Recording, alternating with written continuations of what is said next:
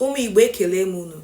Today our torch of light shines on Dr. Wendy Okolo. She is an Igbo-American aerospace research engineer. She is an associate project manager at NASA, Ames Research Center at Silicon Valley. She became the first black woman to earn a PhD in aerospace engineering from the University of Texas in 2015 at just 26 years. Do you know before Wendy joined NASA, she conducted an efficiency research for the US Air Force. Her Excellency have earned her several honors, including NASA Exceptional Technology Achievement Medal, Igbo Excellence, Igbo Amaka.